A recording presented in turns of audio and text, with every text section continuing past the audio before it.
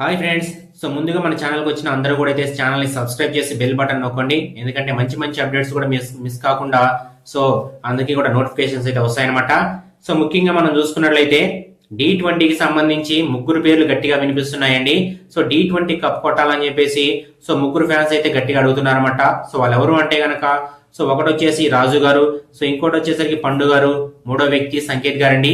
So వీళ్ళ ముగ్గురు కూడా కప్పు గట్టిగా కొట్టాలని చెప్పేసి వాళ్ళ ఫ్యాన్స్ అయితే కామెంట్ సెక్షన్ అయితే తెలియజేస్తూనే ఉన్నారన్నమాట.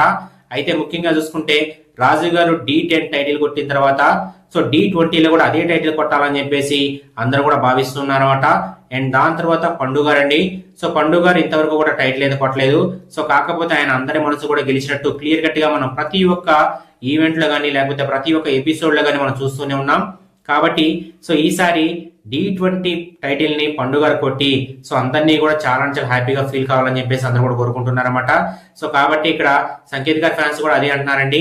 సంకేత్ గారికి ఉన్న టాలెంట్ అందరికీ కూడా తెలిసిందే కాబట్టి సంకేత్ గారు కూడా టైటిల్ కొట్టాలని చెప్పేసి కోరుకుంటున్నారన్నమాట. సో నాకు తెలిసి అయితే రాజు గారు, సంకేత్ గారు, పండు గారు వీళ్ళ ముగ్గురు కూడా ఇచ్చిన పోటీ అనేది చాలా అద్భుతం అనమాట.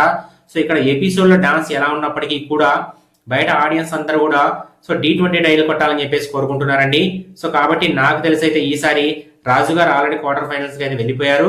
అండ్ దాని తర్వాత పండు గారు కానీ లేకపోతే సంకేత్ గారు కానీ ఇప్పుడున్న సెమీఫైనల్స్ రేజ్ లో అయితే దూసుకు వెళ్తున్నారనమాట. సో నెక్స్ట్ వీక్ కూడా గట్టిగానైతే పోటీ ఉందండి. సో కాబట్టి సో సెమీస్ కి ఎవరు వెళ్తారనేది ఒక క్వశ్చన్ మార్క్ ఉన్నప్పటికీ కూడా సో వీళ్ళ ముగ్గురికి సంబంధించి చాలా అద్భుతమైన పర్ఫార్మెన్స్ కూడా వచ్చాయన్నమాట. ఎస్పెషల్లీ చెప్పుకోవాలి అంటే కనుక రాజు గారు చేసిన మహావతార్ ఒక యాక్ట్ ఏదైతే ఉందో సో దాని తర్వాత పూర్తిగా చేంజ్ ఎవరైతే వచ్చిందనమాట. సో ఈ మధ్య కాలంలో రాజు గారికి సో కొంచెం బ్రీతింగ్ ప్రాబ్లం ఉన్నప్పటి సో కొంచెం పర్ఫార్మెన్స్ అన్ని కూడా కొంచెం లేట్ గా అయితే వస్తున్నాయండి. సో కాబట్టి నెక్స్ట్ వీక్ కూడా అయితే అదిరిపోయే పర్ఫార్మెన్స్ కూడా మనకి ఇచ్చారండి. సో ఇది మ్యాటర్. సో ఇంకా ఫర్దర్ అప్డేట్స్ కోసం అయితే మన ఛానల్ అయితే సబ్స్క్రైబ్ చేయండి ఫ్రెండ్స్. సో తొందరలోనే ఒక మంచి విషయం అయితే మీ ముందుకు రాబోతుంది. జై హింద్.